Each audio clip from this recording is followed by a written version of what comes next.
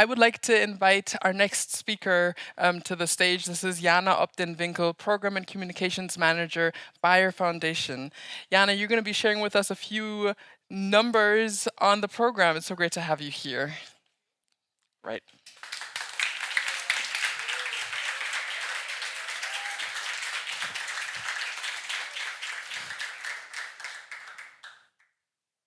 Happy that the room is so full and so full to also meet all our awardees. I have the pleasure today to tell you a bit more about the program, what it's actually all about, and what is the data behind. So Pong said already, we started 4 years ago only offering this award to sub-Saharan African-based companies and women active in this in this region. And in the 4th year now, we've grown to also Latin America and Asia and got around 2,300 applications from 109 countries, which is a really, really rich set of data, which we are also using. So we are doing analytics also through our partner Impact Intelligence here to really also have this data being used for other founders, for other corporations, for other people who want to support women entrepreneurs. And we are also asking you in this application, what are your challenges? What do you need most?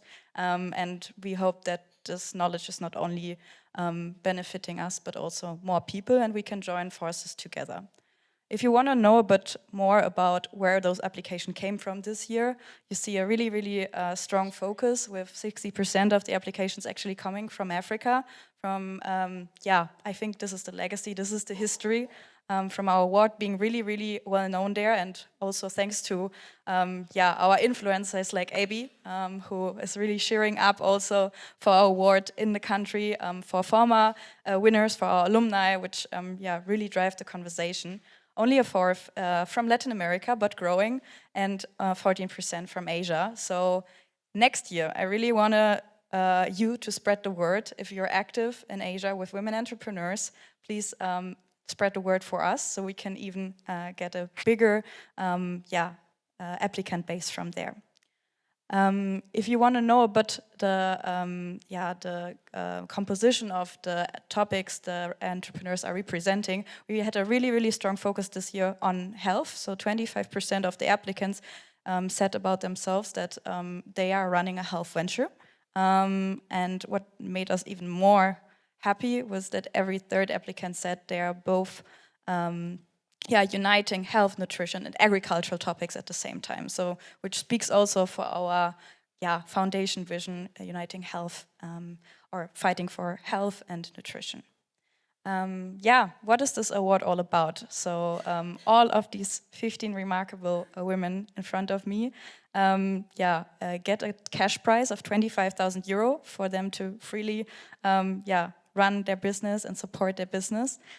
We invited them here to Berlin for the first time to meet together, which is really special for me because that's something we didn't have last year.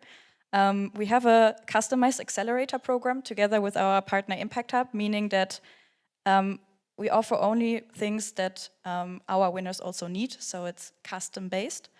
Custom made, and we also would like to have other elements of support, being it visibility and recognition, or be it our alumni network. We have also some alumni from the last years here, so driving really more peer-to-peer learning, and all the winners, if there's an Impact Hub in their country, can also have a free membership of the Impact Hub on the ground. And I think now it's really the time, I think, to welcome these 15 women on the stage, if I'm right, Yes. Yolanda? You're right, okay. Exactly. So, without further ado, I would like to welcome all the 15 winners from our this year's Women Empowerment Award to the stage. A big applause.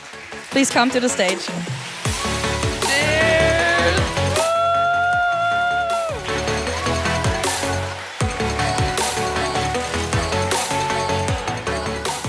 So, we're going to kick off the celebration tonight with a very special video message.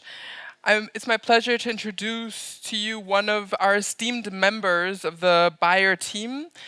This video message is going to be from Heike Prinz, who's not only a member of the board of management of Bayer AG, but also the chief talent officer of Bayer, and someone who's been fostering diversity, equity, and inclusion for a very, very long time. The topic of female leadership and empowerment is dear to Heike's heart, and her insights and supports have been invaluable in recognizing the extraordinary women we are honoring here tonight. So let's kick it off for this video. And please join me in welcoming Heike Prince's video message. Thank you. Thank you so much for giving me the opportunity to participate virtually with all of you today.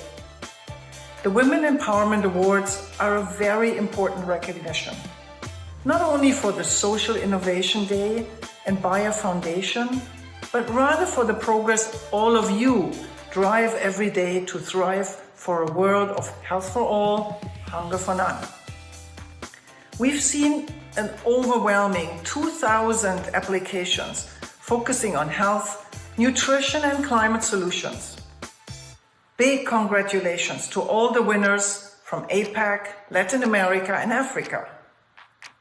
You showcased outstanding entrepreneurship and you managed to drive social innovation to scale. We need women like you who fight for health and against hunger in a very challenging environment. For most of you, this journey was difficult until here. It will surely become even more challenging moving forward. So one advice I'd have is, please, keep up your passion. You are having such a tremendous impact on the communities around, which is really worth all the effort you're putting in. Thanks for being such highly motivated partners and role models. For me, for Bayer, and more importantly, for the people you work with. Thank you.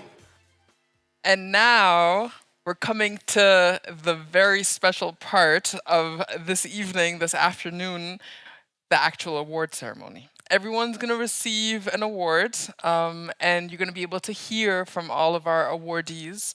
And there's a specific way we're going to go about this. So let me break it down to you. We're going to be introducing the winners region by region, and that will allow us to get to know them all. And then there's also going to be conversations with every single one of them with their cohort. So I'd love to start with our first cohort and allow for you all to learn more about the extraordinary achievements and inspiring journeys of our awardees from APAC. Asia Pacific, and for this I'd love to invite Christina Hungsberg, who's the program manager by Foundation, to the stage with me. Give a round of applause. Thank you. So Christina, you're going to be taking the award, and I'm going to be bringing up our first winner. Exactly. Looking forward to it. And the first Women Empowerment Award goes to Astrid Paramita from Food Cycle Indonesia.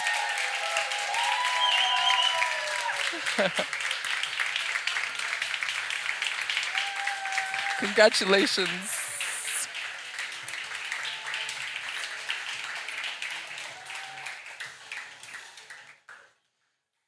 Our next Women Empowerment Award goes to Atalia Mutiara Lakshmi from Hear Me. Congratulations.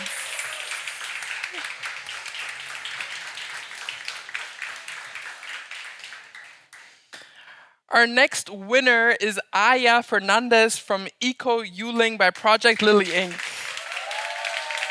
Congratulations.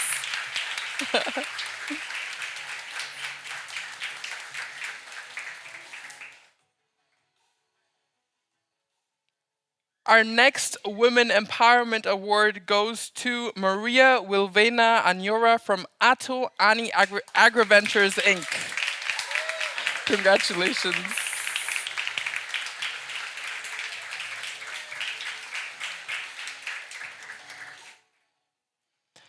And for the region Asia Pacific, our next award goes to Mo Sutazni from Happy Grounds. Congratulations.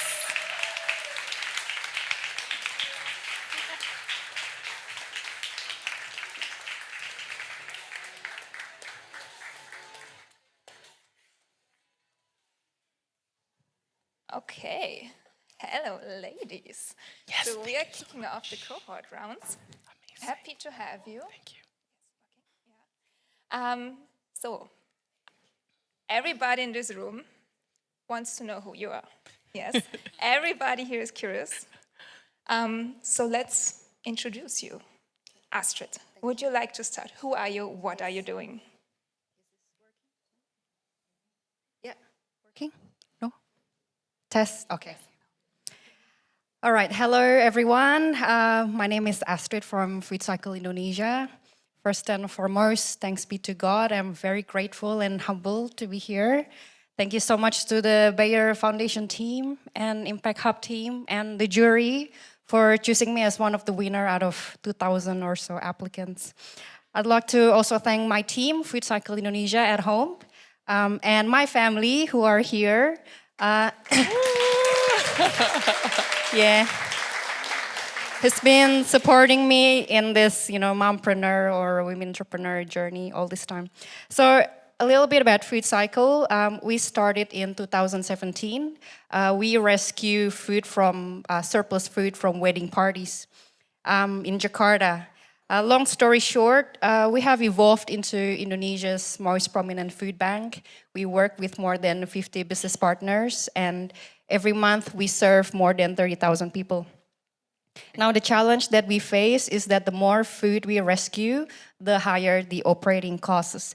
And as non-profit organizations, we've always relied on donations and grants, but these fundings are inconsistent and restricted to certain projects. So last year, to achieve financial sustainability, we created a social enterprise called Food Cycle Farm. Food Cycle Farm provides organic waste recycling services to businesses using bioconversion technology. The byproducts are insect larvae and compost, which we use for urban farming and animal feed. And the harvest we sell for revenue generations. These end-to-end solutions creates a complete circular food system and also a financially sustainable model that we can replicate to other cities. And yeah, I look forward to connecting and collaborating with you after this, and hopefully we can work together to achieve our mission, which is zero food waste to landfill and zero hunger for a better world. Thank you. Thank you, Astrid from Food Cycle. Okay, next up we have Atalia from Hear Me. Tell us about you and your company.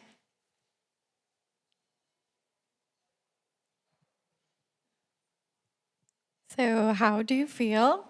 Does anyone maybe understand what I was saying? So, please kindly raise your hand. Oh, yeah. Maybe 2 people out of maybe around 100 people here. And that's exactly what the deaf feels. It's silence, and only few people understand them. So that's what we, Hear Me, aim to change. I'm Atalia from Indonesia, and I'm the CEO, also co-founder of Hear Me. So Hear Me is a social impact startup, and we are working for inclusivity through technology. And we are proud to be the first Indonesian sign language translator in 3D animation display to give information access and bridge the communication between the deaf and the non-deaf, which we call the hearing.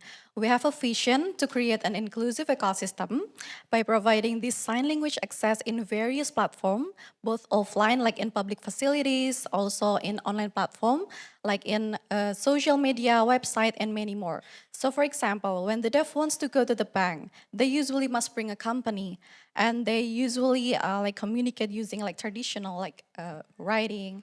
And by using our technology, their communication become easier, effective, and practical. And that's not only benefit the deaf people, but also for the business, the government. It can increase the customer experience. And in order to increase and scale our impact, we also create Hear Me Foundations that not only accommodating deaf people, but also all disabled individuals.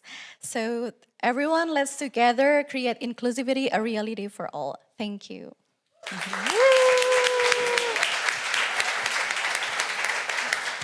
Thank you so much, Atalia. Next up, we have Aya from Curating. Aya, what are you doing? Thank you. Hi, mabuhay. I'm Aya Fernandez from the Philippines. We are called Eco Uling by Project Lily Inc. Uling is the Filipino term for charcoal or carbon for grilling. In the Philippines, we make sustainable charcoal out of coconut waste. In the Philippines, there are 84 deaths per 100,000 Filipino people caused by charcoal usage. For context, in the Philippines, 52% of our population lives in the rural area. I've seen that in my own eyes. We work closely with provincial communities. Second, deforestation is a big problem. There's only 3% pristine forest left. Third, we use coconut waste. Coconut waste is a problem in the Philippines. There's 2.2 million tons per year, and it takes 8 years for coconut waste to decompose. And this causes health hazards. This causes massive flash floods. It clogs the waterways, and it affects 50 million Filipino people. That's from the peri-urban and urban areas specifically. And lastly, the coconut farmers. We are proudly the second largest producers of coconuts, but unfortunately, the coconut farmers are the poorest in the agricultural sector. But there's hope. As our national hero said, the youth is the hope of the future, and we are that youth that I really believe that, there's hope. And that is what we are trying to bridge, the gap that we are trying to bridge. So using our technology, we started as a livelihood project in 2015. We stopped during the COVID-19 pandemic, and we became a corporation in 2022. That's why we are here today, getting back up. We are here to continue our mission to end poverty and inequality, save the environment, and of course, empower our people one eco uling at a time. So thank you so much, Bayer Foundation, and for everyone who is here. Thank you. Thank you, Aya from Eco Uling. So now, Maria, what is Atoani doing? Okay, so hi everyone, good afternoon. I'm Wilvi from Atoani, and I come from the Philippines, just like Aya. So, the Philippines is primarily an agricultural nation, but despite this fact, it's experiencing problems on crop wastage. Approximately 26 to 42% of our crops are wasted. So this is what we're trying to address at Atoani. So we have two solutions. First is Atoani distribution, where we distribute fresh produce to our B2B customers, such as Dusetani and also Jollibee, to name a few. And from the earnings from the distribution, we develop a new solution, Atoani iCrop, which is a database. It provides recommendations to farmers on what to plant based on crop growing factors and also demand. And this is what we're trying to focus on for the accelerator program. So internally, used internally, it has supported our partner farmers reduce their crop wastage from 20% to 0 to 5%, and also increase their income from 10 to 15%, and also maximize their land use through multi-cropping. So this is what we hope to extend the solution outside the organization to governments, for example, so that they can be used as an intervention to make data-driven interventions to farming communities. So I would love to, connect with you after the session to collaborate and work together, probably. Thank you.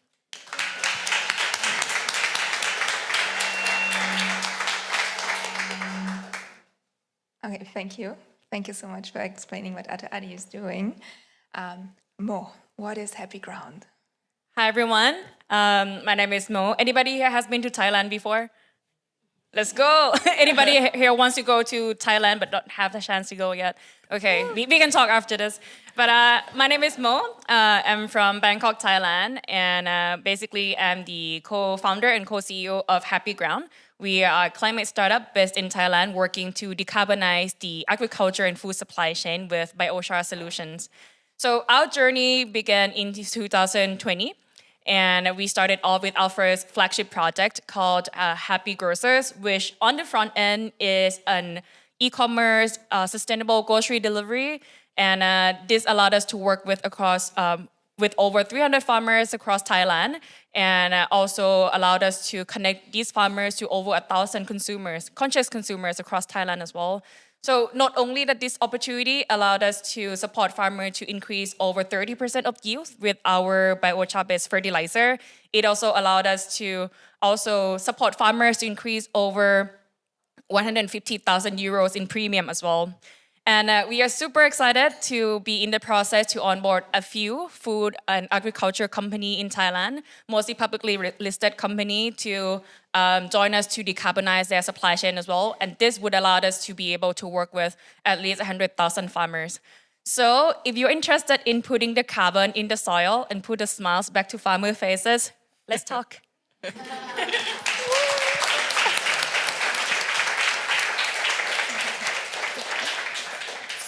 Thank you so much for these super quick pitches. I hope everybody listened very well because these ladies now want to talk money. So we're especially looking at the people in the audience with the deep pockets because, okay, she already picked one. Astrid, what would you do if you now suddenly get a lot of funding? What would be your next step? Yep. So our next big project will be to set up food cycle integrated hub. And this is probably the first, probably in the world. I mean, if you guys are familiar with food banking system.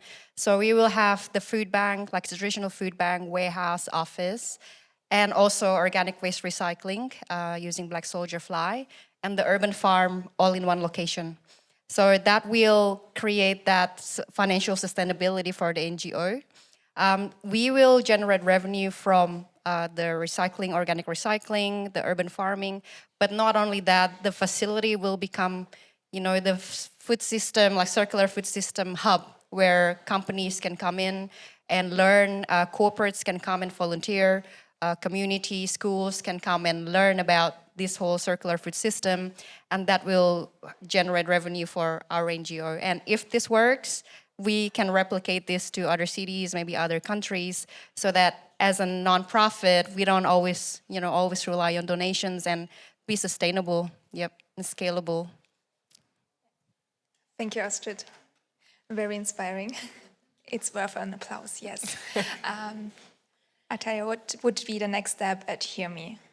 I think what we're going to do for the funding itself is, of course, we do a research and we are working on to create a two-way communication. We're focusing on AI to create a technology that could translate from hand gesture, sign language into text, and also we are going to allocate our money to do like client acquisition. Of course, we are in the monetization stage, and we are making money, and we could scale our beneficiaries and also increase our infrastructures and accelerate our company's growth. I think that's all from me.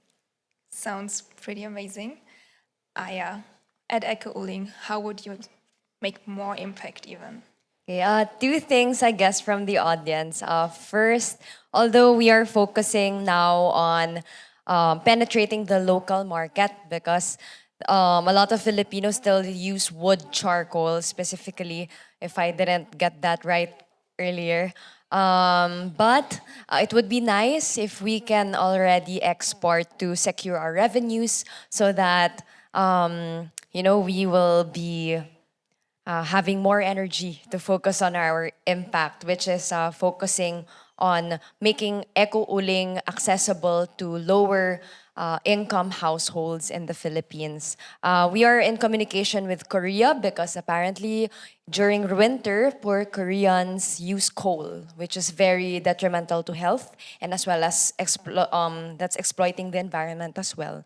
So if you live in a country where coconuts do not grow, we would love to export our Eco Uling that burns twice the heat of wood charcoal. It lasts longer. And of course, you empower people and you save one tree for every 12 packs sold. There's a booth inside and you can see the actual briquette, or there's also coconut waste inside. We have a mini booth at the left side of the stage looking. If you haven't ever seen a coconut waste, I don't know. And second, if to answer the question, if ever God bring us, the money, our end goal is to, we have 7,000 plus islands in the Philippines, 7,643 islands. And our goal is to create a playbook and create small facilities all throughout the Philippines, and to replicate the model that we have right now to these small islands, closer to the raw materials, which is the coconut waste. And actually, to scale it up, our technology can be used to any biomass waste material. So it means any agri-forest waste. So in the future, that is where we are going. And using the grant and the acceleration program, we are preparing for that. So that is in 3 years' time. And I'm very excited for it, to be honest. Thank you so much. Thank you, Aya. Okay, Maria, what would happen at Atoani? Okay, so I think I initially mentioned this a while ago when I introduced. So we wanted to focus on Atoani iCrop because internally we have used it with our partner farmers, but we wanted to make it sustainable as well. So we wanted to offer it to governments and also farming cooperatives and commercial farms to make data-driven decisions. And we can earn money through subscriptions and carbon credits, which can also incentivize the farmers. So basically, we will focus on Atoani iCrop because scaling this one as compared to distribution is more cost-effective. It doesn't take a lot of money actually, but it can scale tremendously or a bit greater, scale more impact to more farmers. Yes, that's it. Thank you. Great, thank you. Yeah. Yeah, and Mo, what would be your plan for Happy Ground? Yes. So for Happy Ground, we are our milestone is basically to close our pre-seed round of 500,000 euros by mid-July. So this funding would be spent on basically onboarding our corporate clients and also kicking off our carbon credit projects as well. And so if you're interested in investing, I'm going to be here the whole night. Thank you so much. Thank you so much.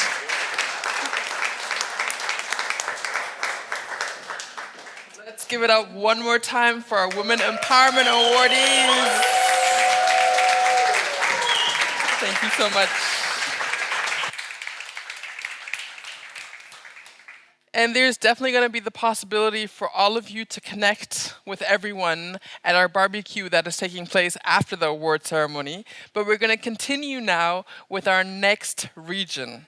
Let me just quickly do a little quick vibe check. How's everyone feeling? The energy's up? It's good? We're in a good mood? Let me tell you, it's going to get even upper. It's going to go higher now because we have the next region coming up. And let me tell you, it's amazing. It's really amazing. Anyway, we're going to start this next region with an introductory video message from jury member and program director at Impact Hub Bamako. Let me introduce to you a special video message from Ramata Ndiaye. Hi everyone, from the Bayers Foundation, from the Impact Hub Network, dear jury members, dear entrepreneurs, everyone working on the Women Empowerment Awards. Hi to you all. My name is Ramata Ndiaye. I'm the lead of programs and partnerships at Impact Hub Bamako, and I'm thrilled to share my warmest regards to you all. As we prepare for this amazing ceremony, I am honored to share my admiration for this year's winners. Empowering women is not just a noble cause, it is a vital one. It fosters equality, opening doors for growth and innovation, and this is vital for regions like Africa that needs it the most. I want you all to be proud, and congratulations once again on your very well-deserved success. I want you to keep pushing boundaries and keep on inspiring new generations to create a more inclusive world for future generations, especially for women. Enjoy the ceremony. I wish I was there with you, but I'm there by spirit, and I wish you all the best. Thank you. All right, and now I'm thrilled to invite to the stage Monica Lessel, who will be supporting in announcing our winners for the Africa cohort.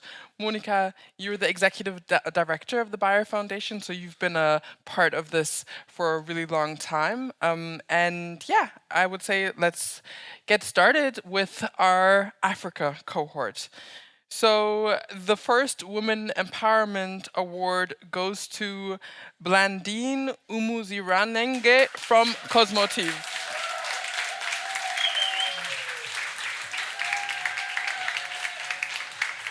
Congratulations.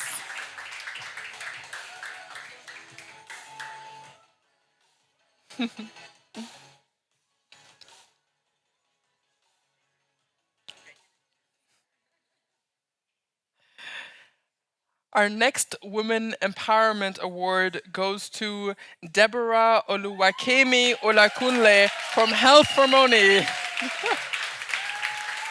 Congratulations.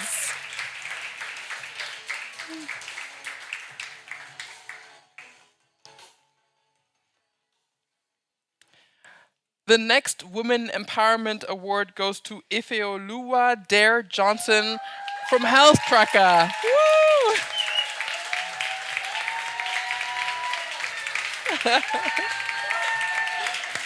Congratulations.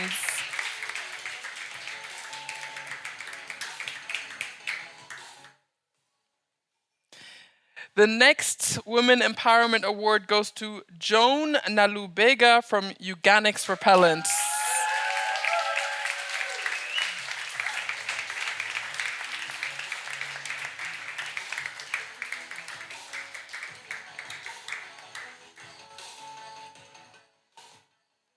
And our fifth Women Empowerment Award for the region of Africa goes to the one and only Joyce Kamande from Safi Organics.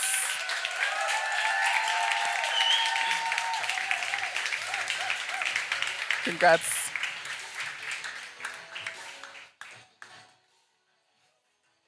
Thank you so much. Hello, everyone. Starting with Cosmotive. When you hear Cosmotive, think about paving menstrual freedom for girls and women in Africa. That's what we stand for. Blandine Muziraniji, and I started working on ending period poverty 2017. I was writing a personal story about a time I didn't have sanitary pads, and I had to see about the numbers, about like the other girls. Is it something that happened to me alone, or also other girls are struggling? So that time I realized that we had 18% of the girls and women in Rwanda missing school or work because they can't afford to buy menstrual products. And it wasn't only that. I saw that in sub-Saharan Africa, it's around 128 million girls who are missing school and they are menstruating. So from there, I started producing Cosmopads. Yes, reusable sanitary pads, as simple as it is, but it keeps girls in school for 2 years without worry. It saves 88% of the money spent on disposable pads, and it helps us create jobs. And by creating jobs and having women joining to make this, they are not only discussing their challenges about menstruation or only getting money from making the pads or selling the pads. They also come to see their period as a source of pride and power. So we give the pads to help improve women's health, but also to keep girls in school, but also to have that impact on the environment, because our product is usable for 2 years, cutting on the pollution from disposable pads. And also with everything we do, from the pads, from the educational workshop that we get with empowering girls to stand tall when they are facing menstrual stigma, and also when they don't have products, to be able to speak about it. And giving the platform if they have a question about their body, how it's functioning. And all the work we do, we promote feminine freedom despite the fur. Thank you. Yeah, very impressive. Thanks so much. And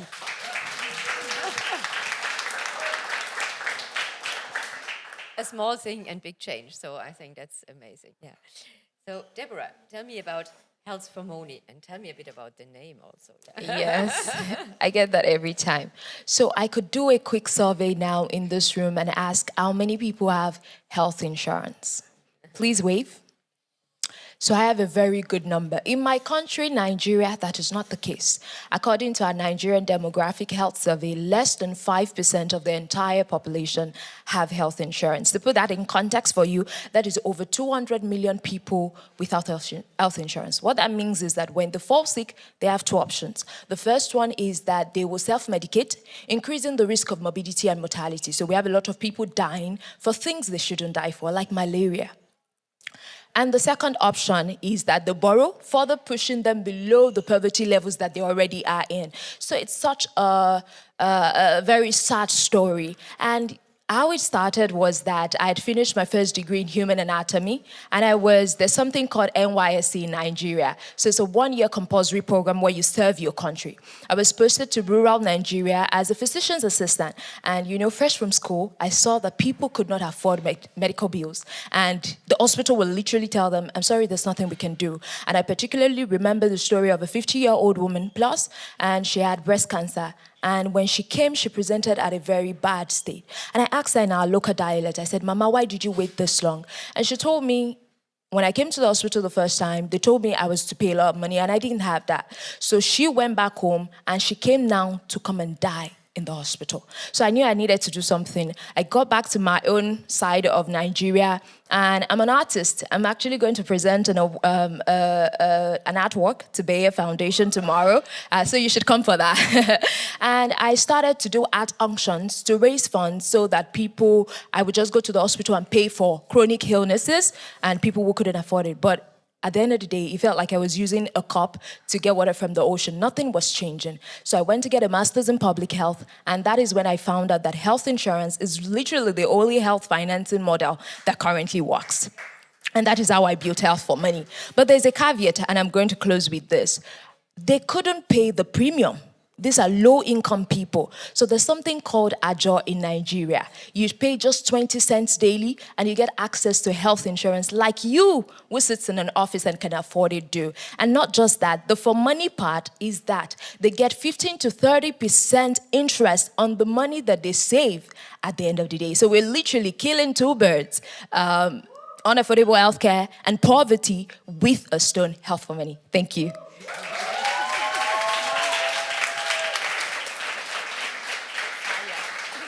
Yeah, really amazing. Yeah, thanks a lot for sharing. Yeah, Ife, health tracker. Tell Yes. me more about it. I mean, my Nigerian sister killed it, so I just have to follow now. So my name is Ife Olua, and short story, I got into this because I lost my dad. So I got the call that he lost his life. He passed away, and it was shocking because it was a disease we had no idea he had. Unfortunately, the doctor told us if we had caught it early, he would have been alive today. And that was what got me looking closely to late and non-diagnosis of health issues in Africa. So millions of Nigerians are basically dying for diseases that could easily be treated if caught early. So I started Health Tracker. And it was a platform that allowed people to order medical diagnostics from their mobile phones, have their samples collected at home, get their digital results, and then we linked them to treatment and care. So people were literally at home, able to do their full body checkup, do STI tests, do cervical cancer screenings. And we did that for the first 2 years, delivered over 40,000 tests at home, and we were catching diseases early. And that made us very happy. But then last year, we saw a bigger problem. Women were spending 25% more time in poor health than men. Women's health is underdiagnosed, under-researched, and underestimated, basically. So we realized that this was a problem we needed to look into. I already had 3 surgeries. Everybody in my community, 4 women, were going through different issues from menstrual health to sexual and reproductive health to hormonal health to menopausal to different things that were just happening. So last year we launched the first HPV self-sampling kit in the country, allowing women to screen for cervical cancer from home. I can show you what that looks like. But what we did with that was we were able to reduce the barrier for cervical cancer screening in the country. For context, less than 8% of Nigerian women are screened for cervical cancer. So it means that people were just dying and basically waiting for that emergency. With the kit, we were able to screen over 3,000 women in less than 6 months. Not only that, 63% of new HIV cases were found in young women in sub-Saharan Africa. Young women. And we realized that one of the problems was stigma. Young women just couldn't go out and say, I need a gonorrhea test. Nobody says that. So we realized that we needed to launch a discrete STI self-sampling kit. So we partnered with the biggest pharmacy chain in the country and called the product Lemon. So all you needed to do as a young woman is walk in and ask for a lemon. And then the pharmacy can actually give you an STI kit. So with that as well, we're empowering young women to access early diagnostics for sexual and reproductive health services. Again, we realized and saw that we still needed to go deeper with women's health. And then how can we scale this solution? So we launched just 3 weeks ago an AI product and specifically built it on WhatsApp so that we could reach people in low and underserved communities who already you do not need to download another app, and allowed women to actually be able to track their menstrual period. We're starting with menstrual period, we're moving on to pregnancy, we're moving on to maternal health, and the idea is, can you get health literacy through your WhatsApp? With AI, you can. Not only that, we're able to work with women's health, products such as contraceptives, access to pregnancy care, all through your WhatsApp chatbot. So I'm happy to demo to all of you. I will be somewhere around after this, but thank you so much, everyone, for listening.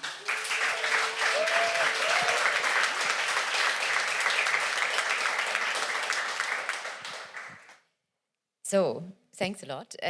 Joan, Organics, what is it about? Yeah, tell us. My name is Joan Rukundo Nandabega. I'm from Uganda, and I'm the founder of Organics. I'll first ask a question. Who amongst all of us have never heard about malaria, for example? Never? Never heard about malaria. Okay. I believe almost all of us have heard about malaria, but a lot of us have not suffered from it. But unfortunately, in Africa, every 2 minutes, a child under the age of 5 dies from that disease. But it's been existing for more than 1,000 years, and it's still existing in our communities. I was a victim of the disease. I almost lost my life to it when I was a child. And so that's why I founded Organics. And Organics is a social business in Uganda that is aimed to create health equity for low-income households and economic stability for women. And how we do this is, one, through our malaria prevention initiative, where we utilize everyday household products like soap that even the poorest can access every day. So we blend mosquito repellents into these products and sell the products through a social business model utilizing the already existing tourism industry, like the hotels and the local urban market, buying these products at a high profit margin, and we're able to cross-finance them for the low-income communities at the same price as they buy the regular soap that they use in their households. And so far, with this initiative, we've impacted up to 3.2 million people in Uganda. We've reduced malaria cases by 88% in these households. And we also empower women in agriculture to supply our supply chain. So we train them on how to grow their herbs, set up oil extraction centers for them so that they provide us with the raw materials that we need in our production. And this project is employing up to 32 women in Uganda, each of them earning at least $75 a month. And this whole project contributes at least 70% to our production processes. Lastly, but not least, we also, 12 months back, we informally started an initiative, a health coverage program. I'm not going to talk about the health insurance problem. My sister talked so much about it. It's the same problem. So I realized that when I was growing up, I suffered from malaria because I didn't have access to preventive measures. And I also continuously suffered from it because being in an orphanage, I didn't have access to healthcare. Most times, my guardians treated me with local herbs that were not proven effective. So I kept on falling sick over and over again. And this is a problem for a lot of, for more than 98% households in rural communities of Uganda. So we launched a health coverage program, right now benefiting up to 80 people, working with hospitals, and they pay an affordable fee every month. And then at the end of when they fall sick, they're able to get health care for malaria and typhoid-related illnesses, because those are the common diseases in our community. Yeah, so thank you. And our goals right now, some of our goals right now is to expand our solution around Uganda and Kenya, and also to officially launch our health coverage program so that it can benefit up to around 1,000 people in the next 2 years. Thank you.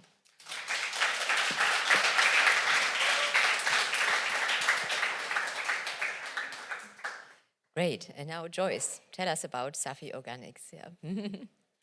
All right. Do you know that farmers in Africa pay 2 to 3 times the world fertilizer prices? And this is expected to rise up to 5 times come 2050. This is because most large-scale capital-intensive fertilizer production plants are located in developed world, and shipping these fertilizers in recovering markets, such as Sub-Saharan Africa, is logistically complex. So for a farmer in Kenya, they can only afford the cheapest synthetic fertilizer that in the long run degrades and acidifies their soils, making these farmers food insecure. And this is unacceptable. Safi Organics, we are changing this narrative. We leverage on technology, hardware and software to ensure that we are able to actually recycle waste locally, leverage on local resources, labor, and then produce a product by the name biochar. We have developed a nutrient mix that we add into this biochar. Then we develop about 4 organic products. So a farmer can use Safi Organics products from the start to the end. We have the numbers. We started this journey way back in 2015. And currently, with a 5-ton production capacity in one plant, we are able to serve over 15,000 smallholder farmers across the country. To date, we have sequestered over 40,000 tons of CO2 from the atmosphere, recycled over 30,000 tons of biomass waste found locally. We have also created job employment to over 600 youths in rural areas who would otherwise have shifted to the urban areas and do other things. So Safi Organics is here to change the narrative, partner with other people and other organizations that are ready to ensure that we can be able to empower the smallholder farmers, because every day, no matter what you do, you must eat. So invest in agriculture, invest in food security, because smallholder farmers are the backbone of our future. Thank you.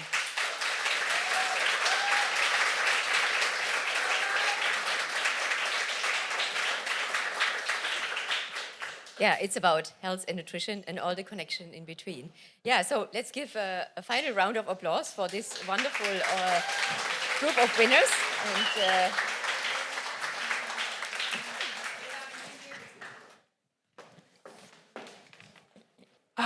There's going to be more opportunity to speak to every single one of our Women Empowerment awardees later on at the barbecue. So if there were some questions that came up, or if you in the audience are actually interested in those deep pockets and putting them into one of these projects, businesses, enterprises you just heard, there's a possibility to have that conversation in just a little bit. Thank you so much. I would love to now take it to the next region. And I will start with a quote from one of our jury members, Carolina Suarez, who's the CEO from Latimpacto. I'm going to just read this out loud to all of us. I extend my congratulations to all the amazing women who are part of the Women Empowerment Award. That's you. That's all of you here. This award showcases the perseverance of remarkable women who are making significant contributions to creating a better society and planet, particularly in the field of science. It's truly rewarding to be involved in an award supported by Bayer Foundation, as it inspires me personally and professionally. I hope this award motivates you and all other women worldwide to continue giving your best and maximizing your impact. Thank you so much to this quote from Carolina Suarez. Let's give a quick round of applause to her. I can't believe it. We're already coming to our last region here, but I'm very excited to have Jana join me back up on stage for the handing over of the award. Welcome back on stage, Jana.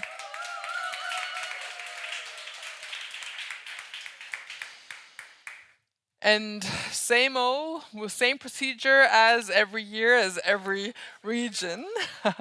I'm going to be naming the awardee, and you're going to be handing over the award, and then we're going to have our last cohort conversation.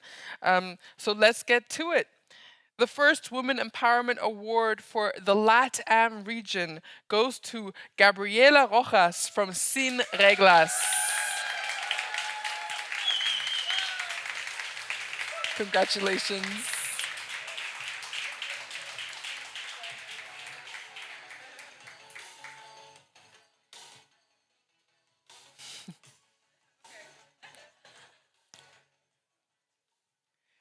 The second Women Empowerment Award goes to Joana Cordoves from Tirando por Colombia.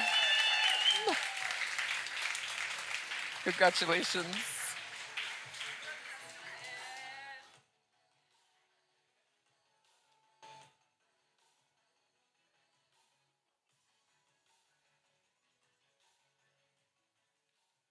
The next Women Empowerment Award goes to Mayara Borges from Pro Regi 3.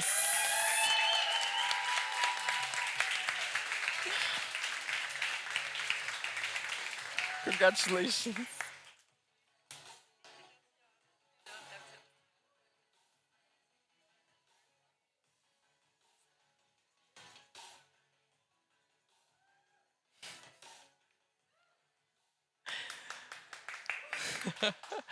The next Women Empowerment Award goes to Sara Sampaio from Amazonia Agroflorestal.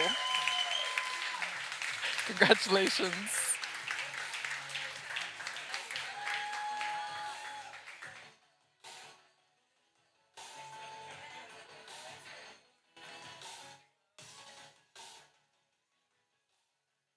And from more than 2,000 applications, this last but definitely not least Women Empowerment Award goes to Valentina Rios from Doco Kids.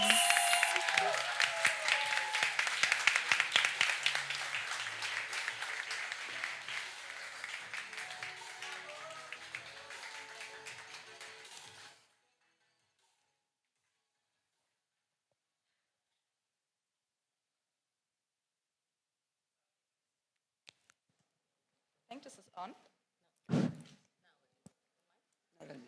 It? Yeah. Yes. Now it is. So we have the pleasure, the last round of interviews before the barbecue. So actually it's the hardest. So we have to be really, really loud and keep the movement high. So yeah, I'm starting with you, Gabriela, and your company Sin Reglas from Mexico. So for everyone who's not speaking Spanish, what does Sin Reglas mean and what do you do? Thank you, Jana. First, before telling you what Sin Reglas means, I would like to ask everyone, who knows what menopause is? Not many, right? So 8 out of 10 people don't know, so don't feel bad about it. So Sin Reglas means no rules, but also no menstruation. So it's, we play with words because we want to tell an empowering story about women in menopause. So menopause is not the end of the life, but on the other hand, it is a natural stage of life for all women, and it can be the most liberating and fulfilling phase in your life. So we believe that all women have a right to health and to work during all stages of their lives. We want to transform the experience of menopause for all women in Latin America. So what do we do? First, we offer community, conversation, diagnostic, support, and healthcare with gender perspective for women. And these efforts complement diversity, equity, and inclusion strategies in organizations. Why? To build inclusive workplaces for women in menopause, to retain their talent and improve their health. We have an impact in terms of improved health, talent retention in the workforce, because women are leaving the workforce from 45 to 55 years old, just when they're living through menopause. We want more women leaders, increased productivity, lower absenteeism, and more inclusive workplaces for women during all their stages of life, including menopause. So this is what we do, and by 2027, with your support, we'll be able to transform the experience of menopause for all women in Latin America. Thank you. Thank you so much. I'm now moving to you, Joanna, and also Tirando por Colombia. Yes. Also for our non-Spanish speakers. Tirando por Colombia has two meanings, right? Yes. So who's ready to talk about sex? Woo! Yeah, well, not many of you. Well, actually, that's the problem. We don't talk a lot about sex. And Tirando por Colombia in Spanish, in Colombian Spanish, and maybe Mexican too, it has two meanings. First, like pulling for Colombia, like working for Colombia, and the other one means fucking around Colombia. So it's a tricky name. It has been very fun also. But why do we talk about sex? Why bringing up this subject? 20% of our female teenage population in Colombia, and the number is very similar to Latin America, fall into the poverty trap of teenage pregnancy. So what do? We prevent teenage pregnancy through new technologies and artificial intelligence. We work with adults around these teenagers who don't talk about sex and do not know much about it. And then we go to teenagers in schools. We bring them a chatbot via WhatsApp, which is fueled by artificial intelligence. We speak their language. We give them the right information. We work with them. And we make a huge demand on long-acting contraceptives. That means subdermic, you know? Have you heard about them? So these contraceptives, they give them around between 3 to 5 years of preventing and non-wanting pregnancy for their lives. Why is this so important? 90% of these teenagers, girls, will drop school. They will have between 2 and 3 kids before they're 20 years old. For the rest of their lives, they will have 50% more unemployment and 23% less income. Just imagine what happened to these kids. We're talking about 3 generations that might be impacted because of one wrong decision or misunderstood or don't have the right information to have the right decision. So we have been working in Colombia for the past 6 years, Tirando por Colombia. We work, for example, with the city of Medellin. I know a lot of you have heard about Medellin. They had one of the highest pregnancy rates in Colombia. And after 2 years, they managed to decrease their teenage pregnancy by 52%, which has been one of the biggest decreases on teenage pregnancy in our country with just 2 years of working together with them. Part of that also brings that teenagers do not want to, we brought the age of wanting to be a parent or mother from 19 years old to 25. So we're bringing consciousness and real respectable and responsible decisions with these kids. And if you look, for example, the access, real access to contraceptives, with this really bad in Colombia, we brought it with our interventions from 72 days to 2 days. So that's just maximizing our impact in Colombia. And what we're expecting right now is for the next 4 years to at least, we have impact since now for 25,000 kids.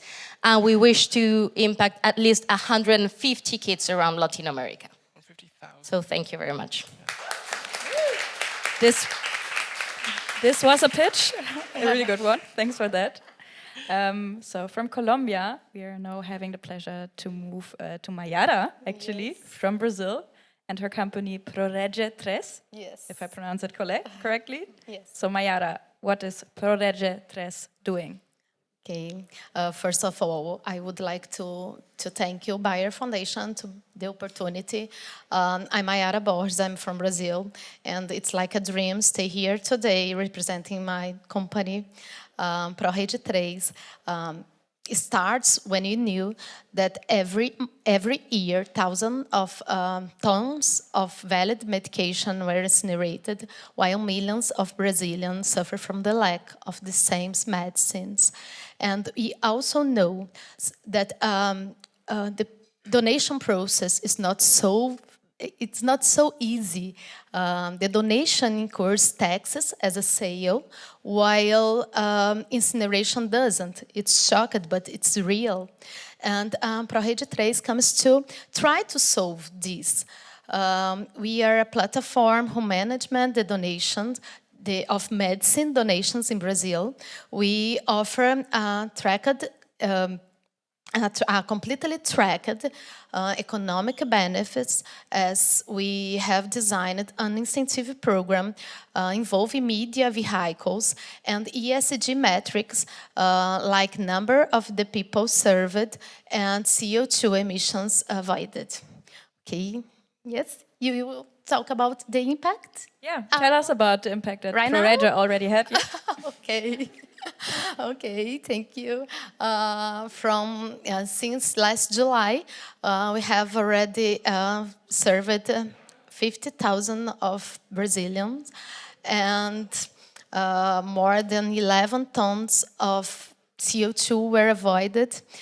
We are just a small fish in the ocean, but I believe you can scale and we can increase our positive impact, and especially with buyers' support. So thank you very much for the opportunity again. Thank you. Thank you.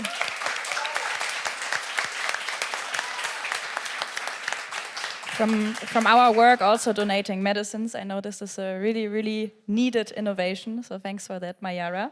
And yeah, we're staying in Brazil, but moving to the Amazon. Yes. So Sarah, tell us about Amazonia Agroforestal. Okay. Hi, everyone. I'm Sarah. I'm the CEO of Amazonia Agroforestal. We are an impact company created by the Institute of Sustainable Development and Conservation of the Amazon.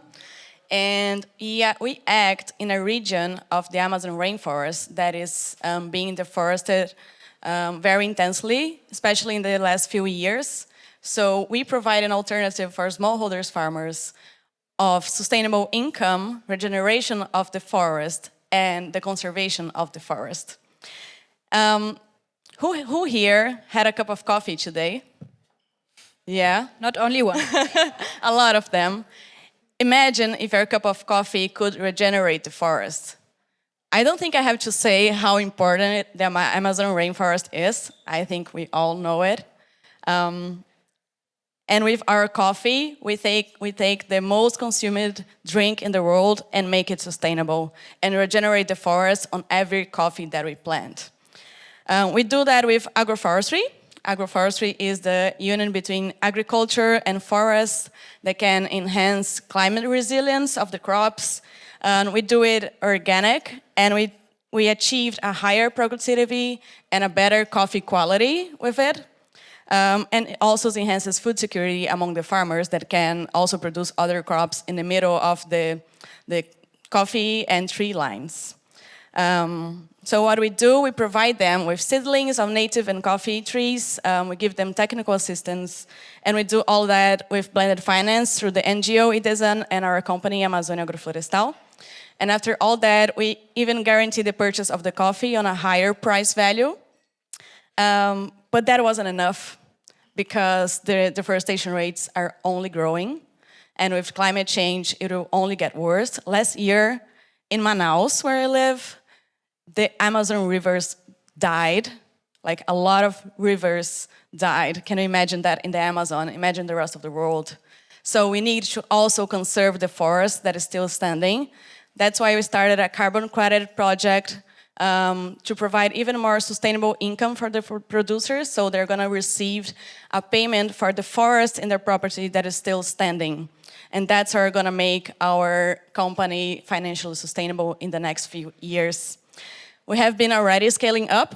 So our project started in 2012 and our company in 2019. And from 2012 to 2021, we did 54 hectares of agroforest systems. So we go into the degraded land and we restore it with the systems. And in 3 years, we have done almost 5 times that amount. So we're reaching 231 hectares, which is 231 football fields. We generated with the agroforest systems that would generate sustainable income. And we got to 7,000 hectares of native forest conserved. We're gonna get to 16,000 in 2 years and 4,000 hectares of agroforest systems implemented also in 2 years. And you all can be a part of it. If anyone wants to compensate carbon emissions, maybe, you can plant a tree with us and also drink an amazing coffee. Thank you. Thank you so much. Thank you very much for sharing about Amazonia Agroflorestal. Thank you, Sarah.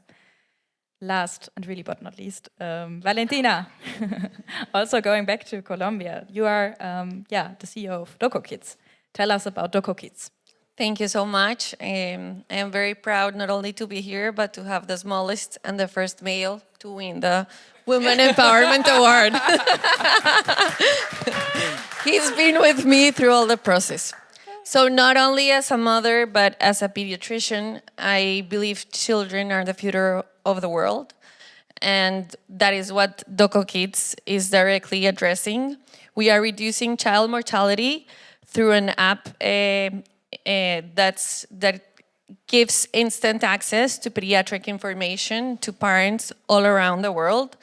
Our AI-assisted chat allows pediatricians to connect with families within minutes and to enhance the effectiveness that they can answer parents' questions. And AI allows us to reach lots of families at the same time for just one pediatrician.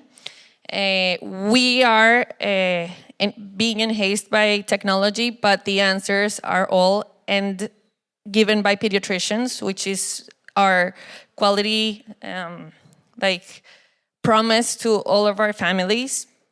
So this it's amazing for us. We want to give instant access to families all around the world. We have a 3-minute average time response in which one family in any corner of the world can access to a high-quality pediatrician. Our chat is integrated with WhatsApp, which allows us to reach more communities, reach instant access, and that's what we're doing. We have answered more than 350,000 questions from parents, and we are reducing unnecessary visits to the emergency departments in 92% of cases, which is allowing us to double the cost curve of a health system that has limited resources in almost all of the countries of the world, but specifically in a region, LATAM, we have very limited resources. So basically, that's what we do. We are looking for strategic partnerships to reach more corners. We're reaching for investment so that we can also grow in bigger markets and reach different regions. And well, I'll be happy to connect and have a chat with you to see how we can make a difference in this world by addressing and tackling directly children's lives. Thank you so much. So, any one of you interested in investing in health, especially in a health company from Colombia, go to Valentina. So, and I think, yeah, with that, I would just ask you and make really use of our audience here again. So, yeah, what is something that you need the most currently? What is one thing you really want to tell? Because I really want to also have conversations, yeah, with you and in the barbecue. It doesn't look like it at the moment with the weather, but I think we will eat inside. So what do you want to talk about people? What do you want from people during the barbecue? Well, we want you to help us rewrite the story of women in menopause. And for that, we need investment in generative AI and data, architecture and data analysis, to personalize the journey for women in menopause so we can better serve their needs. We want more women with better health. We want more women working and using their talent for the good of all society. So I would love to chat with you. We need more partners and more investment. Thank you. So AI interested people, come to Gabriela. Thank you. So I hope that more people are interested in talking about sex after this. Actually, what we would love is to scale up to Latin America. As I told you, we all have Latin American countries, we have more or less the same problem. 20% of our population, female population, is just getting into this poverty cycle of teenage pregnancy. We're also working on our artificial intelligence system, recommendation system, for making it very personal for teenagers and to increase the demand for long-acting contraceptives for these kids. So that's what we're talking about. Okay. Other than Challenge sex. accepted. Mayara, anything you would like from the audience? Yes, as I said, we are just a small part of the world, and the support of Bayer will be amazing. It's like a dream to have Bayer as a partnership, helping us, and we need also investment to improve our platform, to get it stronger, and to stay making the impact in Brazil and Latin America, and who knows, in the world. Thank you. Thank you, Mayara. So a lot of tech need to scale up the tech. So Sarah, is it the same for you? Yes, I need tech, I need technology. We work with a lot of farmers, so we need to insert technology in technical assistance for agroforestry systems. Imagine how many research and development has been done for monoculture. Imagine if we could do that for a sustainable way of producing. That's what we need to do now if we want to fight climate change. Also, technology, machinery for agroforestry systems, because we have been doing 1 to 4 hectares per farmer because it demands a lot of labor. So if we want to scale even more, we need machinery adapted for this kind of systems. And also grants for this year's carbon compensation and agroforestry implementation. So we have a window now until the end of June for grants for this year. So that's a little bit of what we need. 1 month to go. Yes, it's running. So really time critical. Thanks for that. Thanks for sharing. Valentina, thank you. Anything to add? Well, we would also like not only for strategic alliance and investment, but we would also like brilliant minds to help us shape and to help us grow and to help us see what we are not being able to see, to grow better, to do better for children, and to reach different areas of the world. So we also want mentorship, and everything helps us to reach every corner of the world. So thank you very much. Okay, so when you don't have money, please spend your time. That's what you could do. Thanks so much for the conversation. Thanks for sharing about your businesses. And I think with that, you can stay on the stage for a while, and I invite Yolanda again, so we wrap up. Absolutely. Yeah, I would say that we're coming to the closing of this Women Empowerment Award ceremony, and it's been a really wonderful time to be here with all of you, to have your energy, to have your attention on all of our founders and business leaders' stories. So it was really, really great. And it's been a very special moment for me also to learn about each and every one of you. And yeah, I just want to give another big, warm, heartfelt congratulations from my side. Thank you so much. Thank you. Before we wrap it up, one more thing. There were 3 cohorts. 2 of them had the chance to actually answer 2 questions. One cohort only answered 1 question. So I would really encourage everyone here in the audience to reach out to the African cohort members and find out what it is that they need. I'm sure it must be similar along the lines of investment, network, contacts, tech, etc. But look out for those awardees and have that second question in a one-on-one conversation. That's it from me, and I give it over to you for the last words. Thank you.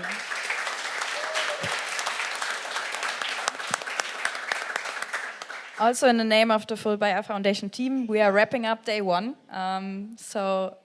The food is prepared, as you hear. So thanks for joining us today. We hope to see you again tomorrow. So thanks for the great first day. It will be even better tomorrow. So thank you all for your time, for your interest, and have a great evening. Guten Appetit, and yeah, looking forward to the conversation. Thank you so much.